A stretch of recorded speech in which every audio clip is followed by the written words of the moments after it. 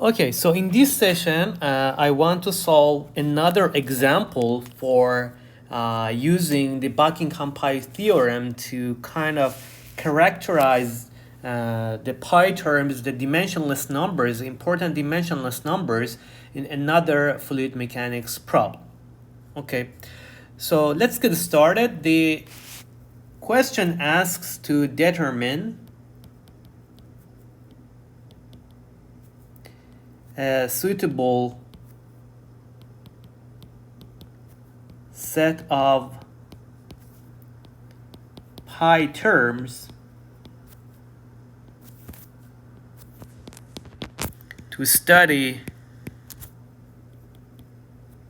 the following problem.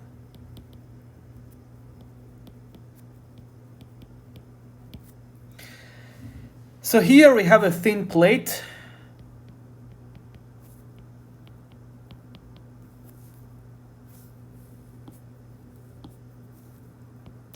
Thin plate. And here we have wind that moves toward this thin plate that has a width of W and a height of H. And we want to find out what is the drag D force that the fluid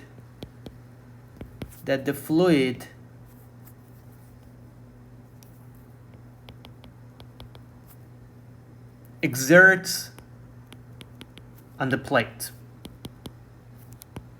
Okay. We want to determine the important parameters that kind of impact and determine the drag force that is exerted to this plate by this wind or this fluid that is kind of flowing toward it, okay? And so these are the problem variables that we have: the width, height of the plate, the velocity of the fluid, density, and viscosity.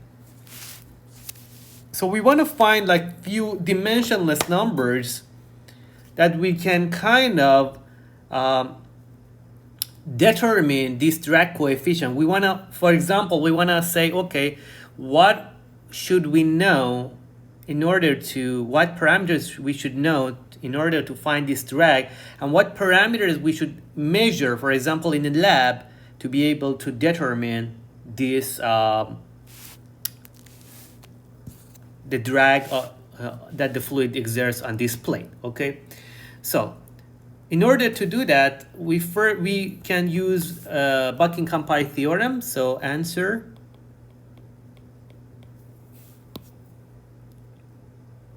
First of all, the first step was we have to list all the variables that we know are important, right? So this was the first step. List all variables in the problem. So here, what are the important variables? So D, the drag force, is going to be a function of what? A function of, first, the geometry of the plate is important, right? So if the plate is, for example, the area of the plate is larger, then you would have a larger drag force, right? So that is why I first write the width and height of the plate are important. So I just list that out. And then also the velocity of the fluid is important, right? If the velocity is high, the drag force is going to be higher. The density is also important. Also the viscosity of the fluid is also important. So we have listed all relevant variables. Okay.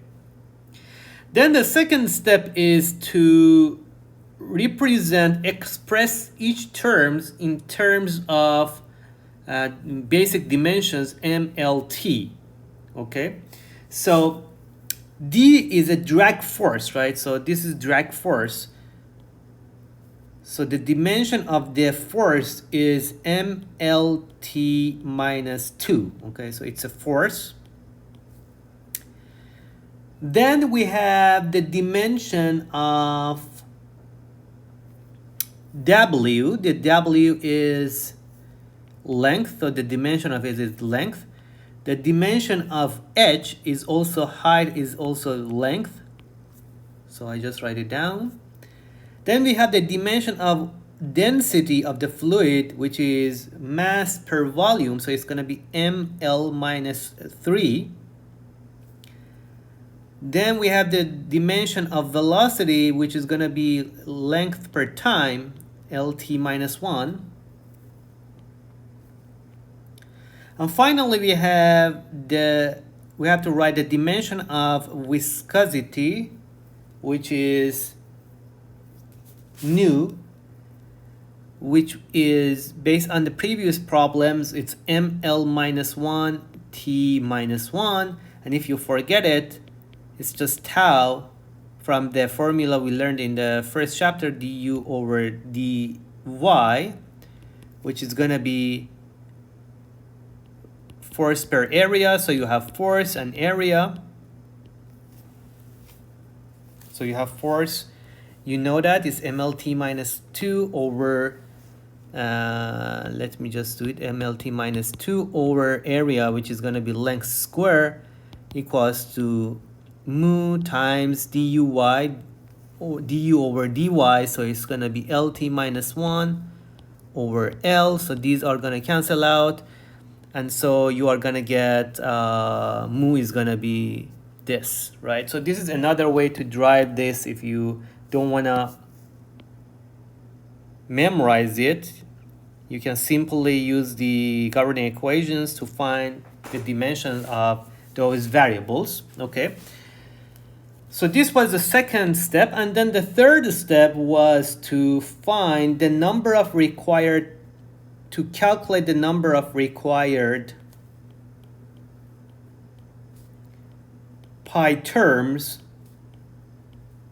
with the reference dimension. So if you remember, the next step was determine the required number of pi terms according to the pi theorem, okay?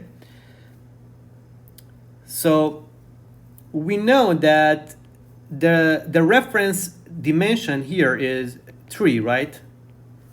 Reference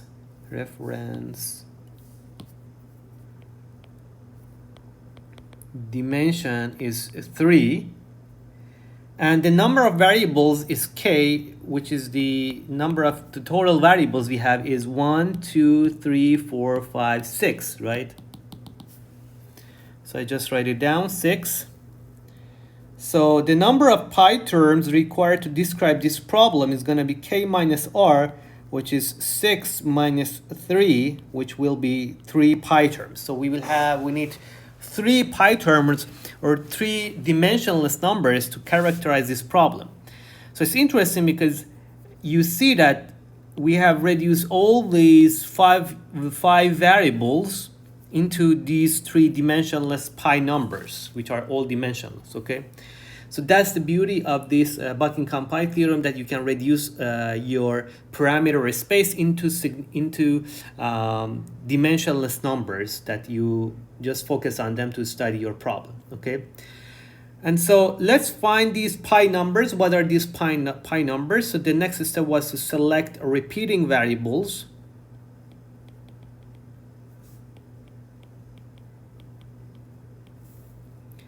That are dimensionally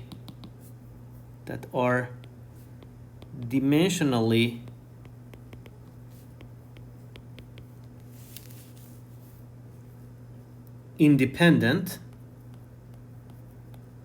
And to select those variables, we typically choose the simple variables that also have all the basic dimensions. We can cover all the basic dimensions. So what I want to use is, first I choose for length, I select W, which is the width of the plate. And then for time, I choose V. And for mass, I choose rho, or density, okay? So these are going to be my independent variables which are also dimensionally independent. So they have to, for example, you cannot choose W and H here as your repeating variables. And the reason is because they are dimensionally dependent, right? They have both the same dimension, which is length. So they have to be dimensionally independent, all of them, and they should cover all the basic dimensions of your problem. So now in the next step, we create the pi terms. So pi 1 is going to be the product of the first non-repeating variable, which I choose as d, times the repeating variables with exponents to make them dimensionless. So w to power a, vb, and rho c. So what we are going to have is mlt minus 2, which is drag force, times LA times LT minus 1, which is the dimension of velocity, time power B, and ML minus 3, which is the dimension of density, power C, should equal to M0 L0 T0. So this is going to give me three equations. So the first one is 1 for M, 1. So let me write it down. So for M, we get 1 from here. Then we have plus C from here equals to 0. The second equation is for L. I get 1 from here plus A plus B minus 3C equals to 0. And then for T, we have minus 2 minus B equals to 0. So if you solve these equations, this gives me C equals to minus 1. This is the first one.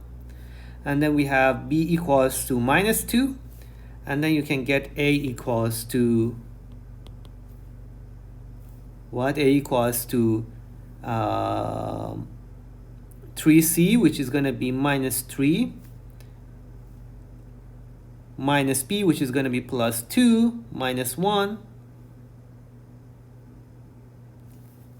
which will give me minus 2. Okay, so the first dimensionless pi number that we found is d over w to power a, which is going to be w square, v to b, which is going to be v square, and then rho to c, which is going to be rho. Okay, so this gives me the first pi term, the first dimensionless number.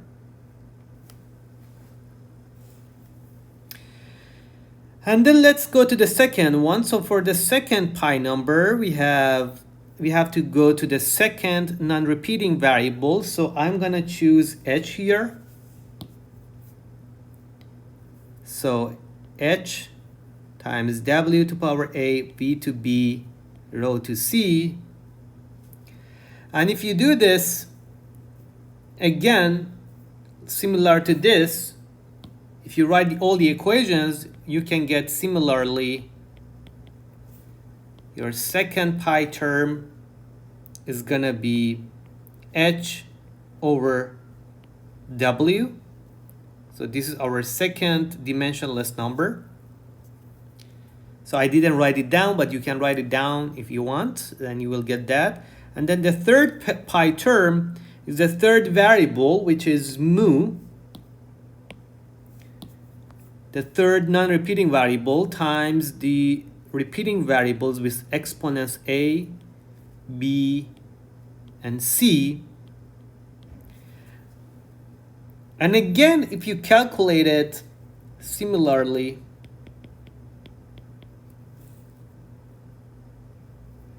we get pi 3 is gonna be mu over W V rho.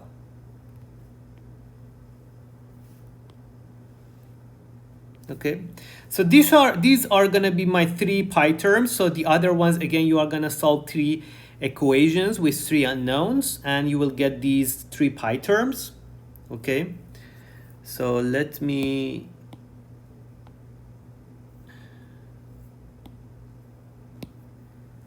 now. So now the final step is, after you find the pi terms, which we found here, is express the final form as a relationship among the pi terms, as think about it, what it means. Okay, so what we are going to do here is we can express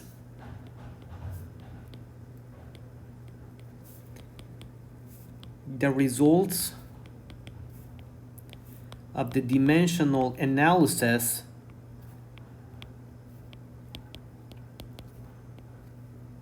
as, so we have 3 pi terms and we want to see how we can express them in a final form. So the first one is what we wanted to find, right? We wanted to find what is the drag force, how it's kind of, what is the dependency of the drag force to these flow and plate dimensions, flow variables and plate dimensions. Okay, so that's why I want to first write the dependent variable, the one that has the pi term that has a dependent variable, which is d over w square v square rho equals to, and then this is going to be a function which I call phi of the other 2 dimensionless numbers. So it's going to be h over w, or I can write it I can write it the other way. It doesn't matter. So w over h and rho v w over mu. Okay, so this is gonna be the problem that I need to study. Okay, so this w over h is the aspect ratio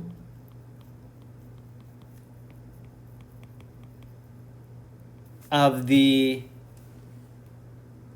problem, right, of the plate. And the second one, rho VW over mu, is an interesting number, which we can call it, in fluid mechanics, we call this number, it's a very well-known number, we call it Reynolds number,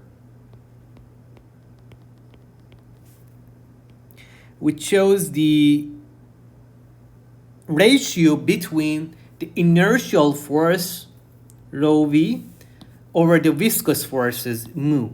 Okay, so what it means is that if your Reynolds number is higher,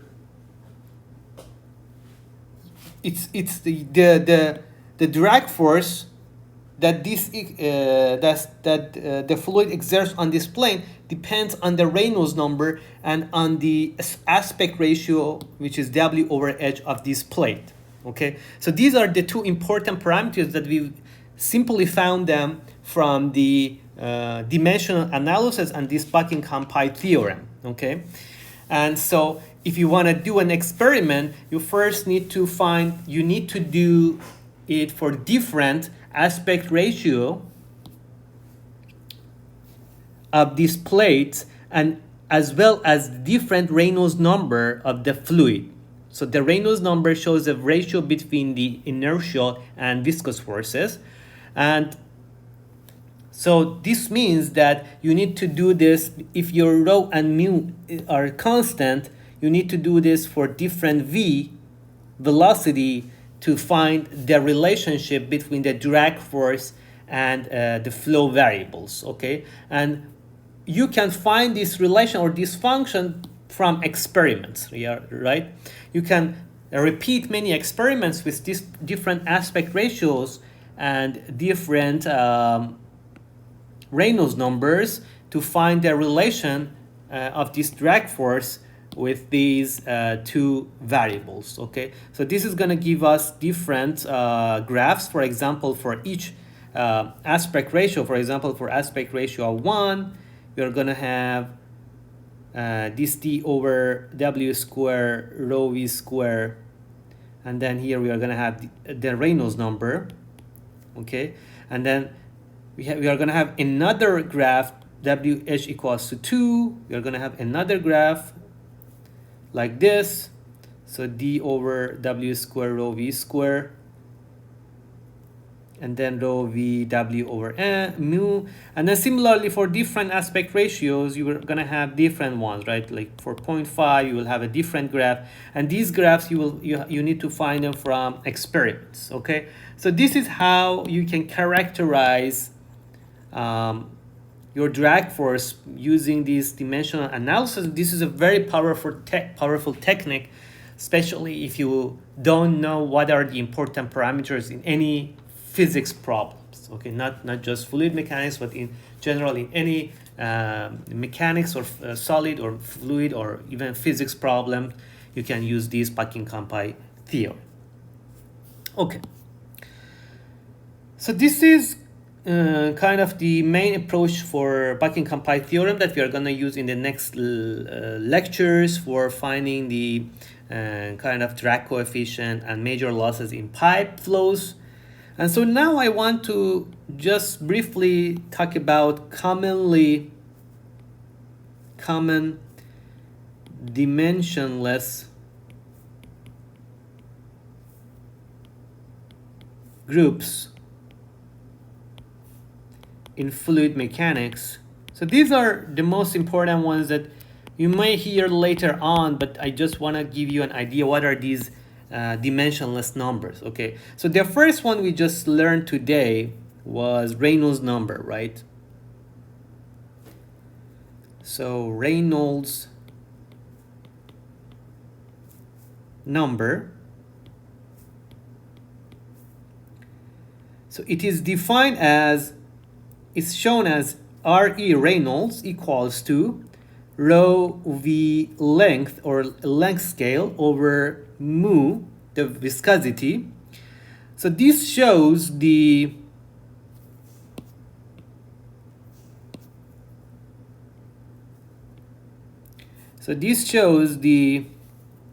inertia force over viscous force. Okay. The other important number that we are going to learn in this course, especially in the open channel flow and hydraulic engineering section, is what we call Freud number.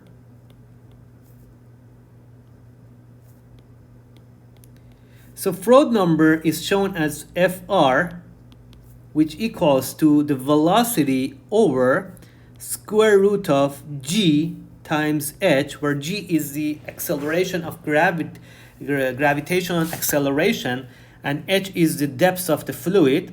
And this shows the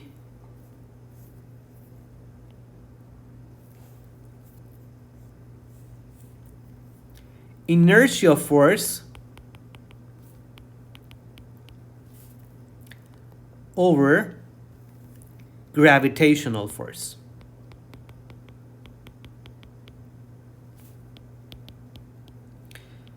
So we will have different type of flows. For open channel flows, we will study them. For example, if your Freud number is your inertial force is higher than your gravitational force, like if your Freud number is greater than 1, we will have supercritical flows. And if your Freud number is, which are typically high speed flows with lower height, and for Freud number greater smaller than 1, we have subcritical flows in which we have typically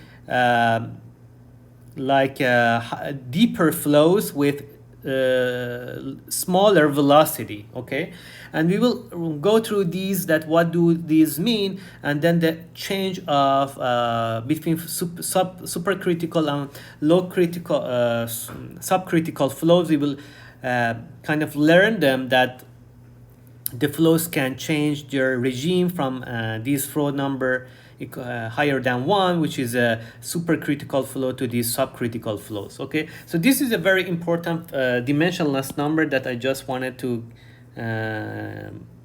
introduce here, and we will talk about it later in hydraulics engineering part of the course, especially when we talk about hydraulic jumps. And then there are other ones that we don't necessarily talk about in this course, but I wanted you to have a to kind of be familiar with this, especially in the future. You might hear them. What do these mean? These are all some dimensionless groups in fluid mechanics. So the other one is Mach number, that you might have heard of it. But what it is, it's shown as MA or Mach, which is the velocity of the fluid over C, the velocity of sound. So it's the inertia force over compressibility force.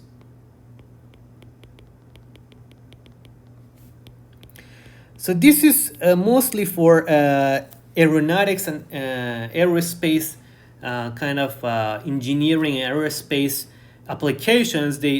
Because they typically work with very high speed flow, so it's not like us, which we are working with pretty slower velocity fluids. They work with very high fluid velocities, like when they design airplanes and so on and so forth.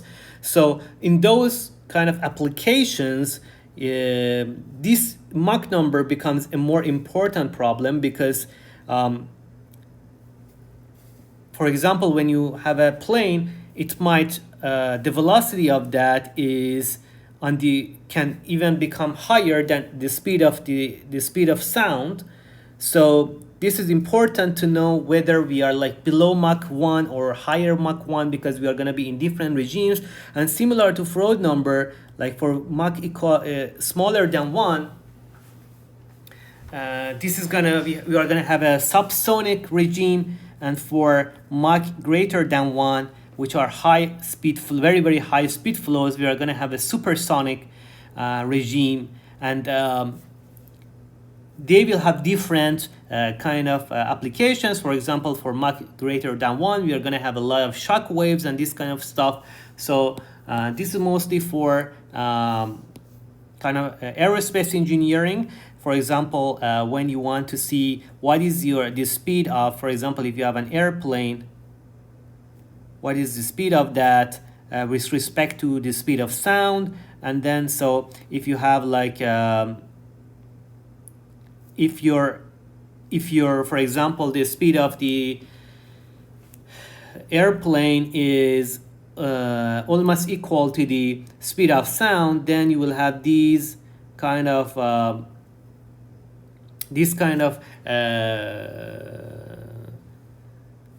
shock waves that they need to kind of break that wall to be able to kind of proceed with higher Mach numbers, right? So there will be a lot of shocks that will be created. And so this is just, I wanted to give you an idea what is Mach number. And this is another important dimensionless number that is studied and mostly examined and investigated in aerospace applications. And then the other important dimensionless number we have is loss coefficient. So loss coefficient, we are going to also study that, is typically for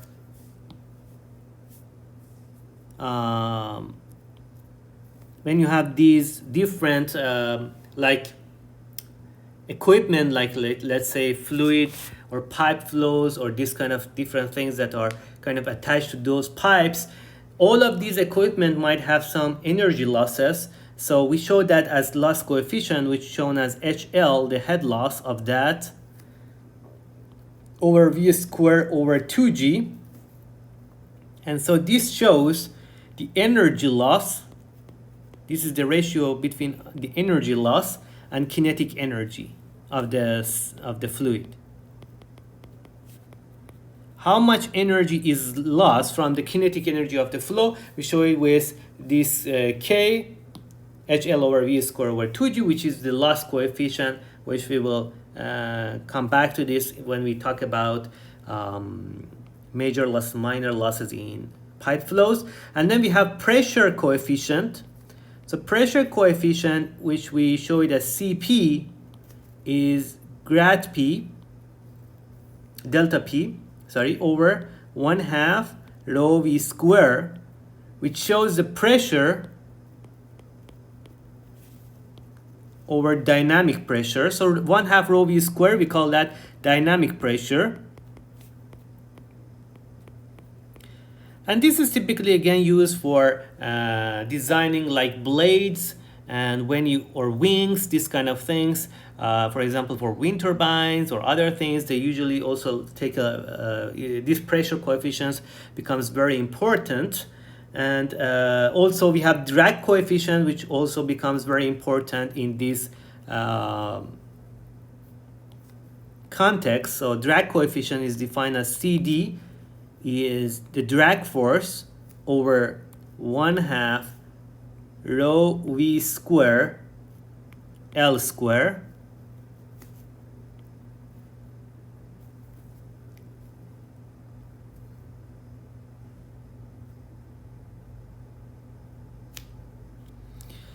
Which is the ratio between the drag force and inertial force. So this shows, for example, if you have, again, you want to design, say, a wing, and then you have this, let's say, let's say you want to design a wing, and then you have this like fluid that goes around it, okay? And then you want to see what is the drag force that this wing kind of exerts on this wing, okay? So you calculate that through this dimensionless number, which is drag coefficient, and then we also have another number which is called lift coefficient. So that one gives the lift of this, for example, component, and then we will have this drag force that is kind of exerted on this by the fluid. And so this CD and CL, which are the drag and lift coefficients, are very important for designing these wings, for example, for airplanes, for wind turbines. All of these dimensional numbers are critical for these applications. And you will get different power ratios. For example, if you want to extract power from a wind turbine, it's a function, it's going to be a function of this CL and CD, the lift coefficient and drag coefficient. And so these become very important parameters that we need to calculate, especially for those kind of applications. So these are a summary of some of the common dimensionless groups in fluid mechanics that I wanted you to know. So Reynolds number, we already know here, we just started to know it in this lecture. It's the ratio between inertial force and viscous force equals rho VL over mu. Freud number, we are going to study that further in the hydraulic engineering part of the course, which is V over square root of GH, which is the ratio between inertia and gravitational force. The other number is Mach number, is V over C, which is the ratio between the velocity of the fluid, or the velocity, and the speed of the sound. which is the inertia force over the compressibility force. And then finally, we had loss coefficient, pressure coefficient, drag coefficient. So loss coefficient is the ratio between energy loss and kinetic energy. Cp is delta P over 1/2 square rho V square, where 1/2 rho V square is called dynamic pressure, and drag coefficient is the ratio between drag and 1/2 rho V square L square. Okay, and so this one is called also similar to, if you compare it, is similar to drag coefficient, but we also have 1/2 here. So it's similar to that drag coefficient. It's a dimensionless number. And so these were kind of the essence of this chapter, which gave us a very general and powerful tool to be able to characterize these nonlinear fluid mechanics problems in terms of the in terms of the flow variables and the configuration of the like the object or whatever we are kind of studying. Okay, so in the next lecture I'm gonna use this to estimate the pressure drop in a horizontal pipe with a laminar flow, and after that we are gonna do that with a turbulent flow, which is highly nonlinear, and we cannot typically study that by analytical solutions. So we have to use this kind of approaches to help us, to guide us to be able to find the dependency of those things like the pressure drop or energy loss. Those are the things that are really important for us from the engineering side, to be able to determine determine those from the flow variables and also the dimensions of the, for example, pipe or other things that are important for us. Okay, so this was just an overview of the Buckingham pipe theorem, and we are going to use that in the next lecture to drive those relationships.